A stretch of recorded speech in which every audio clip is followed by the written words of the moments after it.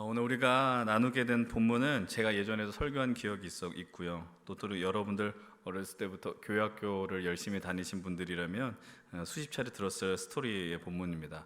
바로 예수님을 만나기 위하여 한 중풍병자를 네 사람이 메어서 지붕을 뚫고 그 사람의 침상을 내려서 나온 이야기. 우리가 이것을 너무나도 많이 잘 알고 있습니다. 우리가 참 이 본문을 많이 읽었었고 이 본문에 대한 설교를 많이 들었었을 텐데요. 저도 오랜만에 이 말씀을 읽으면서 오늘 새삼스럽게 눈에 들어왔었던 내용이 있었어요. 그 부분은 좀 메시지 중반 이후에 좀 나누도록 하겠고, 오늘 역시 본문의 내용을 좀 간략하게 처음에 나누고 함께 은혜를 나누려고 합니다. 오늘 본문 1절은 이렇게 증거를 하고 있습니다. 우리 함께 1절의 말씀 좀 같이 읽어보겠습니다. 시작. 수일 후에 예수께서 다시 가버나움에 들어가시니 집에 계시다는 소문이 들린지라. 수일 후에라고 말씀이 시작을 합니다. 다시 말해 오늘 본문 사건 현장에 어떤 일들이 있었다라는 것을 바로 성경의 저자는 이야기를 해줍니다. 바로 직전에 어떤 상황들이 연출이 되느냐, 바로 예수님께서 말씀을 전하십니다. 하나님 나라 복음을 전하시고 예수님이 가시는 그 곳곳마다 치유의 역사가, 회복의 역사들이 벌어졌다라는 겁니다. 귀신 들린 자가 귀신이 쫓겨나가게 되고요, 나병 환자가 깨끗이 나음을 얻게 되었습니다. 여러분들 수많은 역사들이 예수님 앞에서 펼쳐집니다. 근데 사람들이 어떤 포인트에, 어떠한 부분들에 제일 많이 관심을 갖게 될까요? 그것은 바로 기적의 현장입니다. 정말 아팠었던 그 병이 나을 수 없을 것 같았던 그 사람이 회복이 되는 것, 여러분들 사람들은 그런 갈망들이 있습니다. 그 갈망들이 있으면 많은 시선이 가게 되고 또 마음을 뺏기게 되는 것이죠. 예수님이 그러한 분이시다라는 소문이 이제 급속도로 퍼지게 되는 겁니다. 그 빠른 속도로 소문이 퍼진 결과 어떠한 일들이 벌어지느냐, 본문 2절은 이렇게 이야기를 합니다. 함께 2절 말씀도 읽어보겠습니다. 많은 사람이 모여서 문 앞까지도 들어설 자리가 없게 되었는데 예수께서 그들에게 도를 말씀하시더니. 많은 사람들이 모였다라고 이야기를 하죠. 예수님이 계신 그곳에 사람들이 엄청나게 몰려들었다라는 겁니다. 문 앞까지도 몰려들었다라는 것이죠. 저는 이렇게 이야기를 하면 참 좋겠는데요, 우리 예배도 이렇게 문 앞까지 사람들이 모여서 들어설 자리가 없었으면 좋겠다 이렇게 얘기를 하고 싶지만, 그것은 너무 큰 욕심일 것 같고, 그러나 여기에 앞자리들부터 다 이렇게 날개가 펼쳐지면서 공간이 메워지면 좋겠다는 소망이 있습니다. 이제 코로나가 이제 시작이 되고 나서 이 예배당이 채워지는 것이 참 쉬운 일이 아니게 된 것 같습니다. 예전에는 송구영신 예배 때 그 1부부터 4부 예배 인원이 가득 예배를 드려야 되기 때문에 예배 시작 1시간 전부터 사람들이 대기하고 이 공간에 들어오려고 했었던 것들을 아마 기억을 할 겁니다. 저도 유사한 경험을 예전에 했었던 것 같아요. 제가 대학교 1학년 때, 2학년 때 벌써 20년이 지난 일인데, 예전에 이제 한국교회 예배팀 가운데서 어떤 선두주자, 한국교회 이 경배와 찬양을 이끌었었던 팀이 하나 있었습니다. 오늘 여러분들이 이해하기 위해서는 마커스라든지 제이어스 위러브 같은 팀의 어떤 시초격인데, 그것은 바로 예수전도단, 특별히 화요 모임이었어요. 제가 그 시절에 화요 모임이 어디서 열렸냐면은 저기 명동역 앞에 있는 영락교회에서 그 집회가 매주 화요일에 있었습니다. 50주년 본당에서 열린 건 아니고 교육관에 해당하는 50주년 기념관에서 예배를 드렸었는데, 그때 진짜 사람들이 많이 있었습니다. 아직도 잊혀지지 않은 게 뭐냐면, 예배가 진행이 되는데 문을 닫지 않았습니다. 문을 닫을 수가 없었습니다. 왜냐하면 저 로비까지 사람들이 가득 찼었거든요. 사실 로비까지 소리가 들리질 않습니다. 사람들은 그 로비에 설치되어 있었던 화면을 보면서 함께 뜨겁게 찬양하고 예배를 했었습니다. 아직도 그 시간이 저에게 생생합니다. 사람들은 그때 예배를 갈망했었고 하나님을 찬양하기를 진실로 갈망했었다라는 겁니다. 물론 오늘 이 본문의 현장이 그 영락교회라든지 아니면 우리 송구영신 예배와 숫자적으로는 비할 것은 아닐 것입니다. 그런데 어떤 밀도 수치를 따진다면 아마도 예수님이 계셨던 이 공간이 더 높았을 것이다라고 생각을 합니다. 그것을 유추할 수 있는 장면이 바로 3절 이후에 등장을 합니다. 3절의 말씀은 이렇게 이야기를 하죠. 사람들이 한 중풍병자를 네 사람에게 메워 가지고 예수께로 올세라고 이야기합니다. 한 사람이 등장합니다. 중풍병자입니다. 이 사람이 어떤 삶을 살았는지 우리는 알지 못해요. 그런데 이 사람은 좀 사람들에게 사랑을 받지 않았는가 이런 생각을 해봅니다. 왜냐하면 성경이 이렇게 이야기합니다. 사람들이 이 사람을 메워서 예수님께 나아가도록 했다라는 것입니다. 그런데 좀 한편으로 다르게 한번 생각해 보면 사람들 마음 가운데 이런 마음이 있었던 것 같습니다. 우리 지역에 오랜 시간 병으로 고생한 사람이 있는데 예수라는 청년의 능력이 대단하다는 소문이 나니 한번 이 사람을 들고 예수 그 사람에게 데려가 봐라, 이런 마음들도 있었던 것 같아요. 여러분들, 그러나 분명한 사실 한 가지는 이 중풍병자가 4명에 의하여서 들것에 실려 예수님께 나와왔다라는 겁니다. 근데 문제가 있습니다. 그 문제가 무엇이냐? 사람들이 많아서 이 중풍병자와 함께가는 4사람이 나갈 길이 확보가 되지 않았다라는 겁니다. 그래서 그들이 택한 방법이 있습니다. 이 장면을 보면 예수님의 말씀이 하나 생각나요. 두드리라, 그러면 열릴 것이다. 어떤 방법을 취합니까? 그 문이 열리질 않으니 지붕으로 올라가는 것이죠. 오늘 본문 사전은 이렇게 말합니다. 함께 4절 말씀 읽겠습니다. 시작. 무리들 때문에 예수께 데려갈 수 없으므로 그 계신 곳에 지붕을 뜯어 구멍을 내고 중풍병자가 누운 상을 달아내리니. 그들이 택한 방법은 사람들이 있지 않는 지붕을 올라가는 것입니다. 여러분, 그들이 지붕에 올라가는 일이 불가능한 일은 아닙니다. 팔레스타인 이 당시에 이들이 살고 있었던 집의 형태는 오늘 우리가 사는 모습과는 좀 다르더라라는 것입니다. 그 지붕은 오늘 많은 아파트는 너무 높고 빌라들도 좀 다르긴 하지만 높은 층수의 집은 아니었습니다. 그 집의 모습은 좀 평평한 곳이었고 그곳에서 사람들은 자신들의 휴식을 취하거나 또 조용한 시간을 보내기 위한 장소로 그 지붕을 사용했었다라는 것이죠. 지붕의 모습이 어떤가? 네, 그렇죠. 예. 물론 예수님이 살던 집이 바로 이런 모습이었다라고 할 수 없지만 아마 많이 유사했었을 것입니다. 그 위에를 보면 아마 지붕을 좀 유심히 살펴보는 그런 그림을 찾을 수는 없었고요. 그래, 위에 벽과 벽 사이에 대들보라고 이야기하지 않습니까? 그 나무의 간격이 한 1m 간격이 있었다라는 거죠. 나무의 간격이 있고 그 간격 사이에 진흙으로 공간을 메웠다라는 겁니다. 그리고 뭐라고 이야기를 하는 거예요? 저기 보면 스트로 커버라고 이야기하잖아요. 지프로 그 공간을 메웠다라는 겁니다. 그러니까 지붕이 흙이다 보니 어떤 일이 벌어지냐면 지붕 위에 풀도 자란 일들이 있었다라고 하더라고요. 그런 건 많이 흔한 일이었답니다. 그럼 이 지붕 위로 접근하는 일이 어려운 일이 아니었기 때문에 그럼 이 4사람이 중풍병자를 메어들고 지붕 위로 가는 건 쉬운 일이었을까요? 이 질문에 대해서도 조금 후에 살펴보도록 하겠지만 결론은 무엇입니까? 그들이 그 지붕을 뜯어내서 중풍병자를 예수님께 내려드렸다라는 것이죠. 이후의 결과 우리가 다 알고 있습니다. 그 중풍병자는 치유함을 얻게 되었고 그리고 예수 그리스도께서 그를 향하여 죄사함을 선포했다라는 것입니다. 병을 고치시면서 예수님이 이렇게 말씀하십니다. 작은 자야 내 죄사함을 받았느니라 라고 이야기를 합니다. 근데 이 멘트가 그 현장에 있었던 몇몇 사람들을 상당히 불편하게 했었다라는 겁니다. 본문 7절은 이렇게 말씀하시죠. 7절은 이렇게 이야기합니다. 이 사람이 어찌 이렇게 말하는가? 신성모독이로다. 오직 하나님 한 분 외에는 누가 능히 죄를 사하겠느냐. 이들은 누굽니까? 바로 유대교 지도자들, 바로 서기관들이었습니다. 예수님을 향해서 신성모독했다라고 이야기를 하고 마음에 불편함이 가득했다라는 겁니다. 사실은 그들은 이미 예수님을 보면서 마음이 상당히 어려웠었을 것입니다. 새로운 도를 전하는 율법을 해석하는 예수님의 모습이 아마 불편했을 것이다라는 겁니다.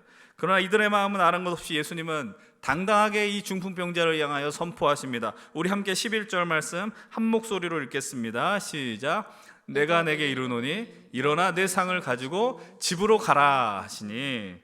그 누워서 온 병자는 이제 예수님을 만난 이후에 지붕 밖으로 다시 나가는 것이 아니라 정식으로 그 문을 향하여 걸어 나가게 되었다라는 것입니다. 그리고 사람도 이렇게 고백을 하는 겁니다. 뭐라고 이야기하느냐? 그 사람이 상을 가지고 나가니 모든 사람들이 하나님께 영광을 돌렸다라고 이야기합니다. 이것이 바로 오늘 우리가 읽은 본문의 전체 스토리이죠.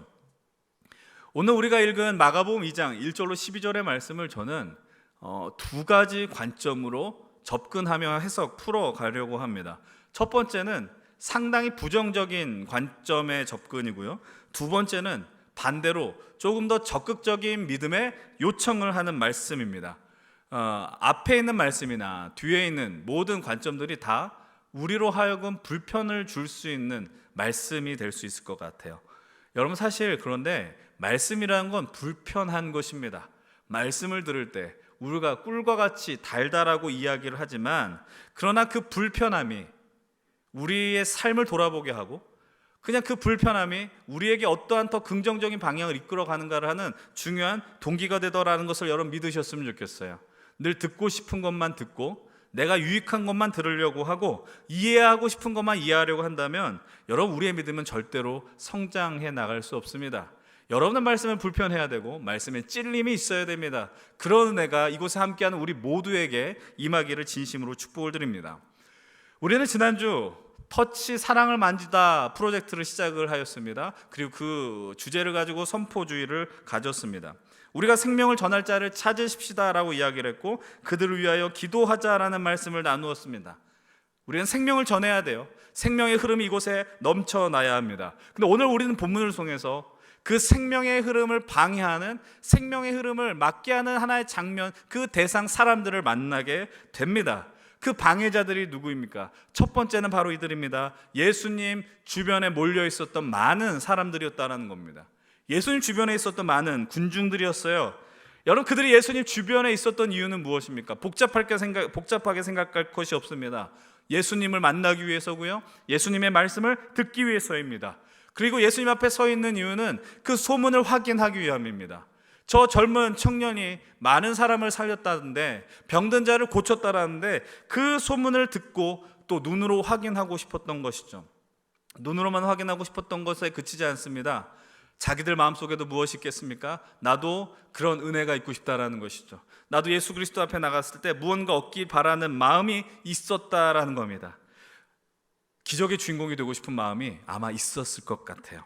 그 마음에 집중하다 보니 예수님 주변에 있었던 수많은 사람들, 그 중풍병자를 들어가지 못하게 했었던 그 사람들이 놓친 것이 하나 있습니다. 그것이 무엇이냐? 바로 그들 곁에 중풍병자가 지나간다는 걸 그 누구도 보지 못했다라는 겁니다. 아마 본 사람도 있었겠죠. 보아서 그 길을 비춰 주려고 노력했었던 사람들도 있었겠죠. 그러나 대부분의 사람은 이 중풍병자와 이대 사람을 보지 못했다라는 겁니다. 그냥 그들은 자기 자리를 지켰고 길을 열어주지 않습니다. 중풍병자를 들고 온 네 사람은 결국 정식 길을 포기하고 변칙을 쓰는 거죠. 진풍으로 올라가서 예수님을 향해 나아갔다라는 것입니다.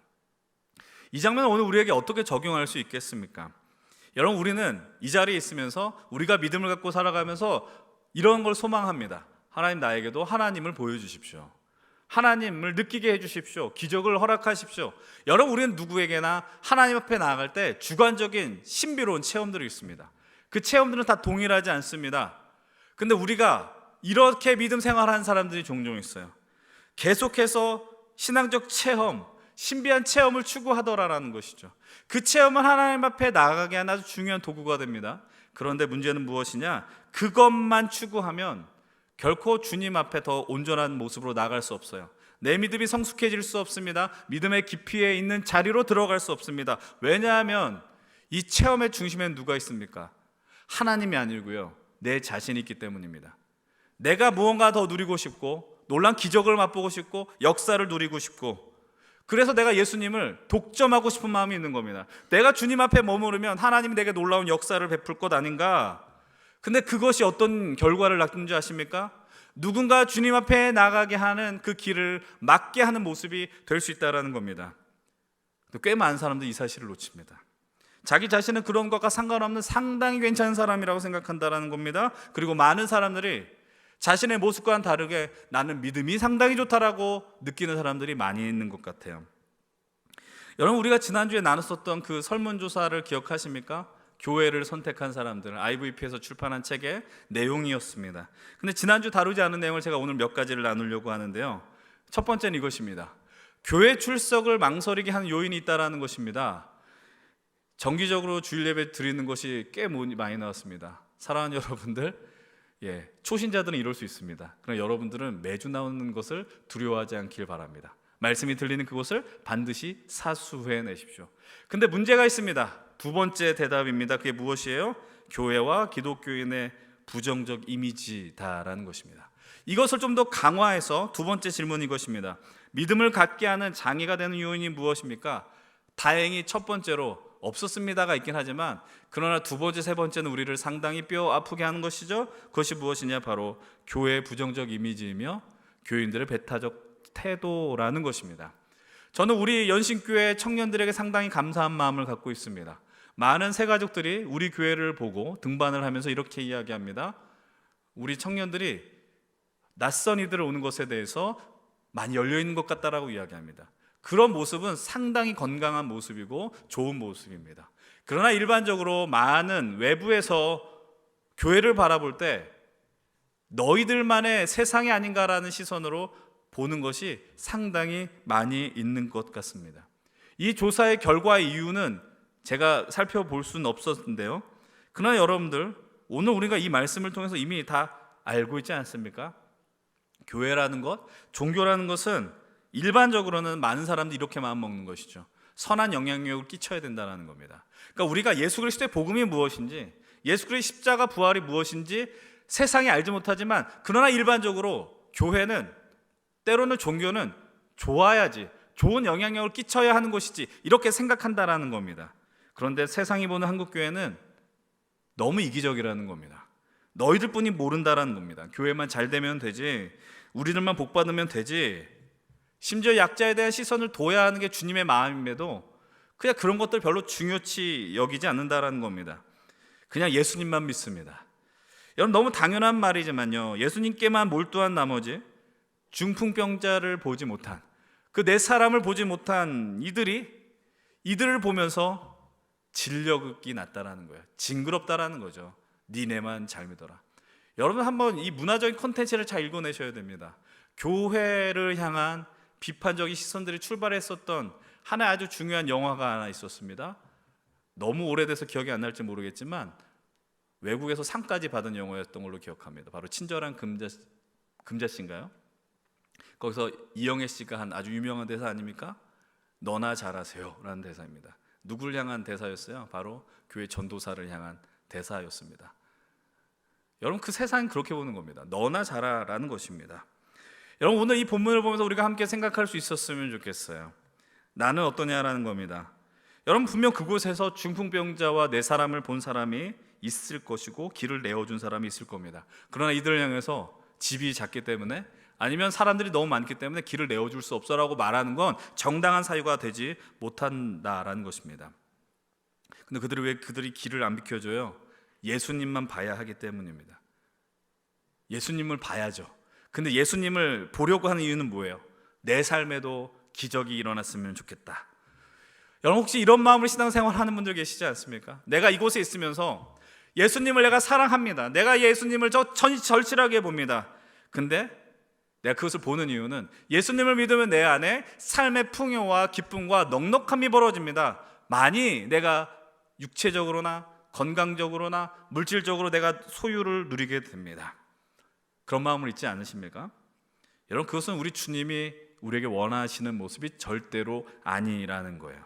우리는 하나님의 무조건적 사랑에서 그분이 원하는 열매를 맺고 살아가셔야 됩니다. 성령의 열매인 것이죠. 그러나 그 성령의 열매의 방향은 우리 내적으로, 우리 안으로 흘러가서는 그것은 성령의 열매라고 이야기할 수 없습니다. 그 열매는 밖으로 나가야 되는 것입니다. 흘러가야 되는 것입니다. 열매를 그렇게 맺어가는 것이 우리의 본분이어야 한다는 것입니다. 여러분, 예수님의 말씀이 있는 그 자리에 장애물로 우리 서 있어서는 안 된다라는 것이죠. 그러면은 생명의 흐름을 방해하는 두 번째 부류의 사람들이 있습니다. 그들이 누구냐? 바로 유대교 지도자들, 서기관이었어요. 여러분, 이 시점에서 우리가 놓치면 안 되는 것이 있습니다. 1번과 2번의 사람인데요, 둘 다 하나님을 믿는 사람들이었다는 거예요. 믿는 자들이었다는 거예요. 1번의 사람, 2번의 사람이요, 다 믿는 자들이었다는 거예요. 믿음이 없는 자들이 아니었어요. 하나님을 믿고 율법을 사랑했습니다. 그런데 그곳에서 생명의 역사가 벌어졌는데, 이 율법학자들이, 서기관들이 예수님을 향하여 상당한 불편한 시선을 갖고 본다라는 겁니다. 저 사람이 예수님 신성모독했다라는 것이죠. 사실 그들은 어떠한 상황 속에서도 예수님을 향하여 불편한 마음을 갖는, 소위 요즘 말하는 프로 불편러일지 모르겠어요. 생명의 소식이 들렸는데 그 소식에는 관심이 없어요. 예수님을 향한 비난에만 앞장서는 겁니다. 저는 오늘 이 장면을 보면서 한 가지 연상되는 것이 있었습니다. 그것이 무엇이냐? 오늘 우리 지난주에 우리가 첫 터치카드를 기록하고 생명을 전합시다 막 이렇게 했단 말입니다. 그러나 오늘 우리 시대는 복음을 전하지 않아요. 선교를 하지 않고요, 전도를 하지 않는다고요. 그러면서 이 믿음을 개인적인 영역과 범주로 접근하는 경우들이 많이 있습니다. 그래서 이렇게 말합니다. 지금 오늘의 시대는 누군가에게 복음을 전하는 일이 중요한 게 아니고 오늘 우리가 잘 믿는 게 중요하다라고 이야기하는 겁니다. 바르게 믿어야 합니다라고 말하는 겁니다. 틀린 말이 하나 없어요. 이건 너무나도 옳은 말이라는 것입니다. 그래서 무엇을 하느냐? 지금은 전도하기보다는 교회 나오지 않았었던, 나오다 아는 사람 찾는 게 우선이고, 전도한다고 해서 사람들이 오는 시대가 아닙니다라고 말한다라는 겁니다. 이런 생각을 한 그리스도인들이 상당히 많습니다. 그래서 오늘 교회가 복음을 전하지 않는 것을 정당화하는, 전도하지 않는 것을 정당화하는 교회와 목회자들과 성도들이 아주 많이 있다라는 거예요. 그들이 말하는 논리는 틀리지 않습니다. 여러분들 바르게 믿으셔야 합니다. 온전하게 믿음을 갖고 세상을 살아가셔야 됩니다. 근데 바른 믿음이 있으면 영향력이 있게 됩니다. 근데 여러분, 예수님을 진짜 바르게 믿으면 어떤 일이 벌어질까요? 예수님을 바르게 믿고 정말 간절한 마음을 믿으면 어떤 일이 벌어질까요? 이 세상 많은 사람들을 보게 됩니다. 저 사람들에게 이 생명이 전해져야 된다라는 마음의 갈망이 벌어진다라는 겁니다. 왜냐하면 내가 예수 믿고 너무 좋았거든요. 예수 믿고 기쁨이 너무나도 충만했거든요. 이 감격을 내 안에만 가둘 수 없다라는 겁니다. 나눠야 한다라는 것이죠. 그것이 드는 게 너무나도 자연스러운 과정이라는 겁니다. 그래서 진짜로 예수님을 만났더라면 나는 이 복음을 전하지 않을 수 없다라는 것이 자연스러운 행동이라는 겁니다. 여러분, 복음주의 대가이고 유명한 목회자인 설교자인 존 스토트가 이 전도와 선교에 대해서 이런 이야기를 했습니다. 선교운동의 최고봉은 바로 예수 그리스도의 영광을 타오르는 열정으로 갈망하는 겁니다 라고 이야기를 합니다. 하나님의 영광이, 쉽게 말하면 선교를 하는 이유는, 복음을 전하는 이유는 내가 예수님을 만났는데 그분의 영광을 봤다라는 겁니다. 그분의 영광을 만났더니 뜨거워졌다라는 겁니다. 사랑하는 여러분들, 주님 앞에 주님을 만났다면 뜨거워지시길 축복합니다. 그 여러분들의 의지로 되지 않습니다. 주님을 만나면 주님의 마음이 우리 안에 들어와서 여러분들 이 머리가 뜨거워집니다. 가슴이 뜨거워집니다. 그리고 그 뜨거움이 여러분들 삶 속에서 열매로 드러나게 된다라는 사실입니다. 하나님의 영광은 복음을 전할 수밖에 없는 그 중요한 동기가 된다라는 사실입니다. 하나님이 세상을 이처럼 사랑하셔서 독생자 예수 그리스도를 보내셨습니다. 그리고 우리의 죄를 모두 감당하게 하셨다라는 것이죠. 그분이 죽으심으로 모든 사망 권세를 이기시고 부활로 통해 우리에게 유일한 소망을 허락해 주셨다면, 여러분들이 그 사실을 진실로 믿으신다면 여러분을 다짐하셔야 됩니다. 하나님, 내가 있는 이 삶의 자리 속에서 생명의 은혜가 흘러가게 해 주시옵소서. 하나님, 내가 섬기는, 내가 하나님 나라 공동체를 이루는 우리 연신교회를 통하여 생명의 역사가 흘러가게 해달라고 기도하셔야 됩니다. 요즘 사람들은 아주 그럴듯한 생각으로 지금은 복음을 전하는 때가 아니라고 말하는 것은 우리의 믿음의 본질을 외면하는 것이고요, 그 본질을 기망하는 것입니다. 그래서 복음 전하는 건 운동이 아닙니다. 전도 대각성 운동이 아니라는 것입니다. 좋기 때문에 하는 것입니다. 기쁘기 때문에 하는 것이죠. 여러분, 제가 지난주에도 말씀드렸잖아요. 여러분, 예수님 믿지 않았었더라면, 예수님이 아니었었더라면 여러분은 이미 훌륭한 사람인 것처럼 스스로 착각할지 모르지만 정말 아무것도 아닌 인생이었다는 것이죠. 그러나 예수님이 여러분들의 생명과 여러분들의 모든 것을 맞바꾸어 주셨습니다. 우리는 한없이 낮은 가치의 인생들이었습니다. 그러나 예수님이 우리의 생명을 건져주셨습니다. 그래서 누군가 혹자는 이렇게 이야기합니다. 우리의 삶이 예수님 짤이다라고 이야기합니다. 이 말의 의미는 우리가 1,000원짜리 물건을 사면 1,000원짜리라고 표현하지 않습니까? 예수님 짤의 인생들입니다. 여러분, 그 영광을 갖고 살아가셔야 되죠. 그렇게 될 때 우리 안에 감격이 몰려올 수밖에 없습니다. 내가 누군가를 살리고 싶은 주님의 도구가 된다라는 열망이 일어나는 것이죠. 오늘 우리들이 진실로 복음이 전해지기 어려운 시대를 살고 있습니다. 여러분들, 그렇기 때문에 지난주에 말씀드렸던 거 동일하게 말씀드릴게요. 전도지를 나눠주지 마십시오. 여러분들의 인생이 전도지가 되십시오. 여러분들 보면서 사람들이 예수님의 영광을 만나야 하는 것입니다. 그렇다면 이제 새로운 관점의 이야기를 말씀을 드립니다. 이제는 생명의 흐름의 방해자들이 아닙니다. 생명의 촉진자예요. 첫 번째로 주목하려는 이들이 누구냐? 바로 중풍병자를 메고 온 네 사람들입니다. 이 병자와 어떤 관계인지, 이 네 사람이 어떤 관계인지 성경은 얘기해 주지 않아요? 제가 그래서 다른 복음서도 찾아봤습니다. 마태복음 그리고 누가복음도 살펴봤습니다. 똑같이 그냥 네 사람이라고만 표현합니다. 근데 이상하더라고요. 왜 이상한가 생각해 봤더니 어렸을 때부터 이 성경 본문을 통해 설교 제목이 대부분 뭐라고 지어진다면 중풍병자와 내 친구라고 표현되어 있어요. 근데 친구라는 말은 등장하지 않더라는 겁니다. 그러나 분명한 사실 한 가지는 친구와 같은 막역한 관계였을 거다라는 거예요. 그리고 분명한 거, 더 분명한 건 이겁니다.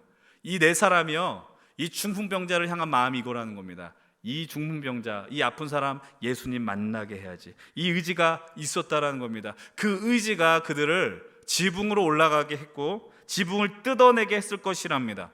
여러분, 이 상황을 우리가 어떻게 설명할 수 있을까요? 어떻게 이해할 수 있을까요? 우리는 이해할 수 없어요. 억지로 우리가 이해하면 아마 이렇게 받아들일 수 있을 겁니다. 이 중풍병자가 엄청난 부자입니다. 엄청난 부자여서 이 사람들한테 요청하는 겁니다.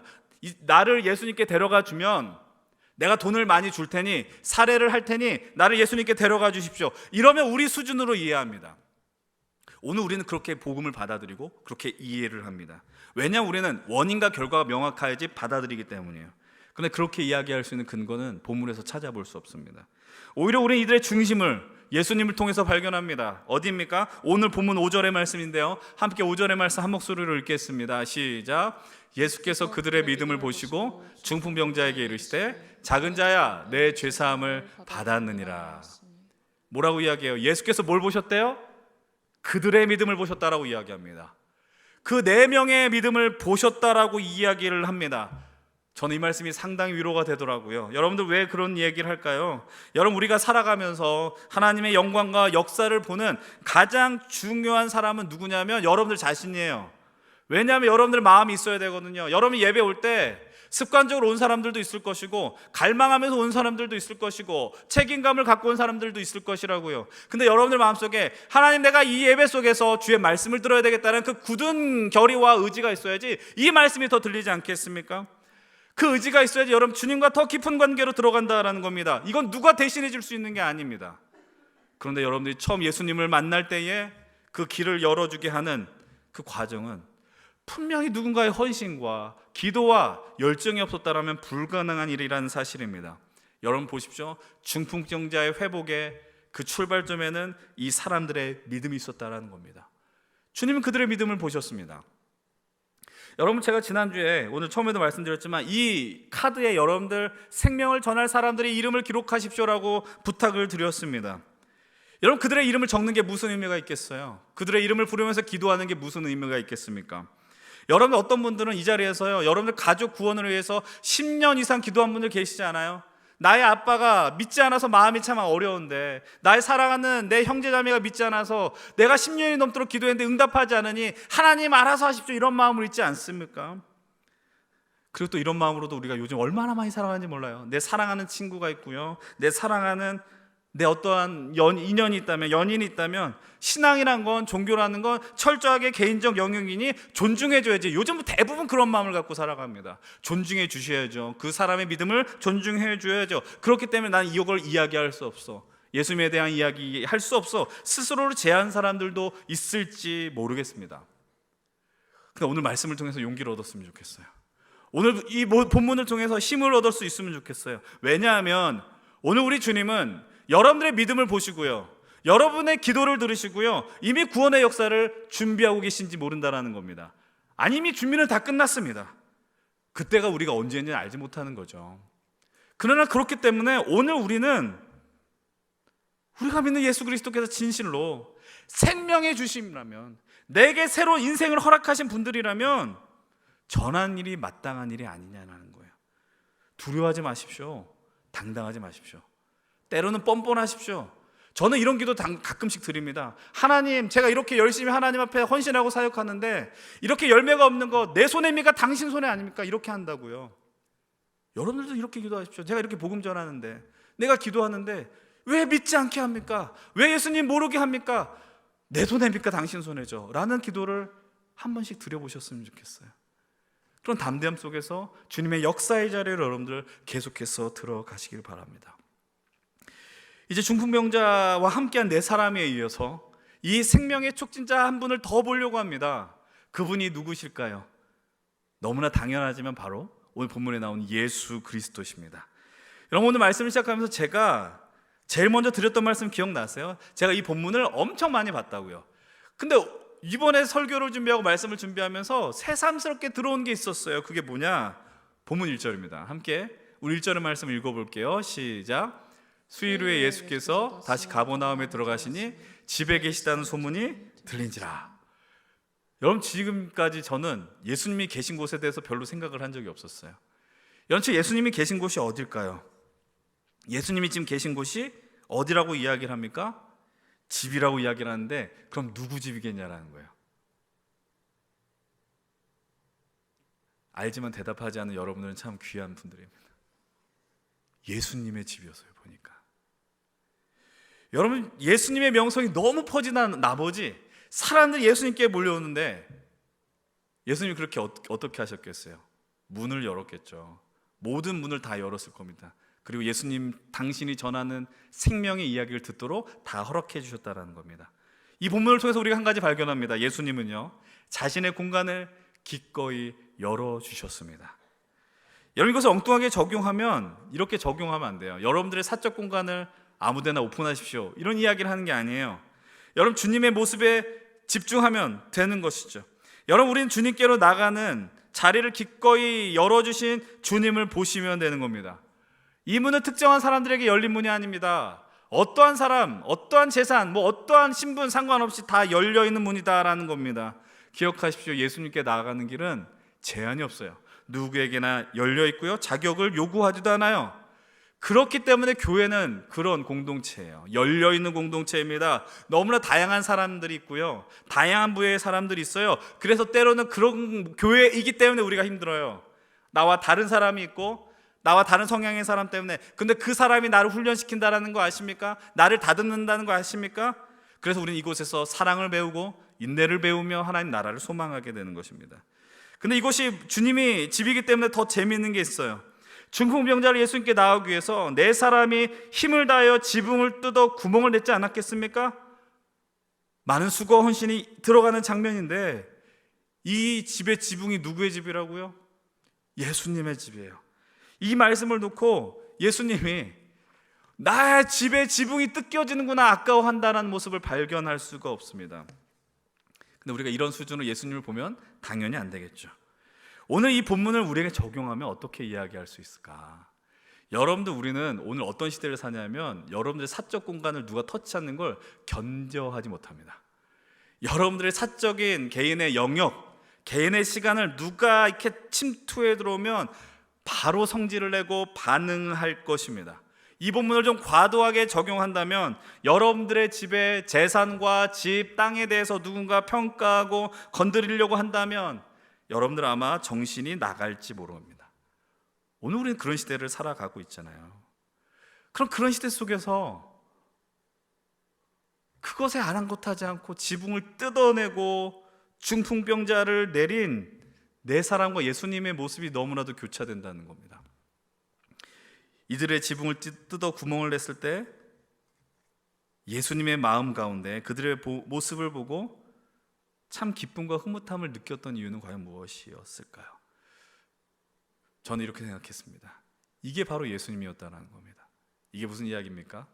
여러분, 빌립보서 말씀 한번 같이 읽어보겠습니다. 빌립보서 2장 6절로 8절, 예수님은 어떤 분이세요? 함께 읽어보겠습니다. 그는 근본 하나님의 본체시나 하나님과 동등됨을 취할 것으로 여기지 아니하시고 오히려 자기를 비워 종의 형체를 가지사 사람들과 같이 되셨고 사람의 모양으로 나타나사 자기를 낮추시고 죽기까지 복종하셨으니 곧 십자가에 죽으심이라. 예수님은 하나님의 본체입니다. 예수님은 하나님이십니다. 근데 하나님이 인간의 모습으로 오셨습니다. 그분의 오심이요, 이 중풍병자를 예수님께 전하기에 그 지붕을 뜯고 구멍을 낸 네 사람의 모습에 견뎌볼 때, 아니 더 지나친 열정과 헌신과 마음을 들인 모습 아니겠습니까? 하나님이 너무나도 간절합니다. 그토록 간절해서 지붕이 아니라, 흙지붕이 아니라 강화유리, 아니면 콘크리트 지붕, 아니면 뭐 정말 세상에서 그 강력한 철판 지붕, 이런 것을 뚫고 오늘 우리에게 오셨다라는 겁니다. 왜냐하면 살려야 하기 때문이에요. 우리를 살리기 위해서 그 강력한 지붕을 뚫고 뜯어내고 오셨다라는 사실입니다. 그렇다면 제가 여러분들에게 질문을 드립니다. 여러분, 이 생명의 주님을 믿으신다면, 그 생명의 주님을 믿고 오늘 살아가신다면, 여러분들은 오늘 어떠한 지붕을 뜯어서 구멍을 내고 생명의 역사를 흘려 보내시겠습니까? 제가 그래서 여러분들한테 말씀 서두에 이렇게 말씀드렸어요. 오늘 말씀은 불편한 말씀이라고요. 단순히 불편했다면 또 목사님이 전도하라는 이야기구나, 이렇게 이해했기 때문일 것입니다. 다시 말씀드리지만 전도하십시오, 이거는 어떤 캐치프레이즈나 구호로 끝나는 것이 아니라는 겁니다. 먼저 드리고 싶은 건 이겁니다. 주님 때문에 기뻐하십시오. 주님을 받아들이십시오. 예수 믿는 건 영광입니다. 예수를 따라 살아가는 건 내 삶의 영광스러운 일입니다. 그것을 왜 누리지 못합니까? 부끄러워하지 않았으면 좋겠어요. 당당하셨으면 좋겠어요. 예수의 이야기를 하며, 믿음의 이야기를 하며 하나님 나라를 사는 것을 여러분들의 삶의 최고의 가치로 여기며 살아가십시오. 그리고 마음을 품으십시오. 내가 누린 이 생명의 회복의 역사가 나를 통해 누군가에게도 전달되길 바란다는 사실입니다. 이제 오늘 말씀을 마무리합니다. 오늘 이 시대에 여러분들을 바라보면서 생명의 흐름을 막는 사람들이 되십시오, 이렇게 이야기하는 거 아닙니다. 그러나 진실로 예수를 믿을 때 여러분들에게만 몰두하지 마십시오. 바른 믿음이라는 건 그냥 나만 잘 믿으면 되지가 아니라는 거예요. 여러분, 하나님 우리로 하여금 하나님 나라를 살게 하셨어요. 그리고 세상을 보는 눈을 주십니다. 이 생명이 여러분들을 통해서 흘러가는 자가 누구인지 반드시 찾아내십시오. 지난주에 대충 적으셨다면 오늘 나가셔서 그 카드를 들고 내가 이 생명을 전해자는 자가 누구인지 다시 정성을 다해 기록하시고 기도하십시오. 하나님이 여러분들의 믿음과 기도를 보시면서 오늘도 끊임없이 일을 하실 것입니다. 그 하나님을 기대하십시오. 그리고 터치 사랑을 만지다 프로젝트가 진행됩니다. 그리고 스프링 워터 워십을 우리는 준비할 것입니다. 이 생명의 역사는 이 시간으로만 이루어지지 않을 것입니다. 그러나 이 시간을 통해서 여러분 다시 한번 인정하십시오. 내가 생명을 누린 게, 내가 이 기쁨을 누린 게 얼마나 놀라운 일인가를 이 시간들을 통해서 반드시 누리며 나아가십시오. 다짐하십시다. 여러분, 이 시간 오늘 우리들이 다시 한번 우리가 얻은 생명의 기쁨과 그 놀라운 영광 속에 하나님께서 우리를 살리기 위하여 그 강력한 문을, 지붕을 뜯고 구멍을 내며 찾아오신 그 영광, 감사한 마음으로 주님이 이제 내가 저기에 막혀있는 그 지붕을 뚫고 구멍을 내어서 이 생명수를 흘려보내겠습니다라는 결단의 예배를, 그리고 그 결단의 기도를 이 시간 함께 드리며 나아가십시다. 하나님이 여러분을 통해 생명의 역사를 이루실 것입니다. 이 시대의 어둠을 밝히실 것입니다. 그 믿음을 따라 모두 승리의 걸음을 감당하시는 우리 귀한 힘센 청년 여러분들 되시기를 주의 이름으로 간절히 축원을 드립니다.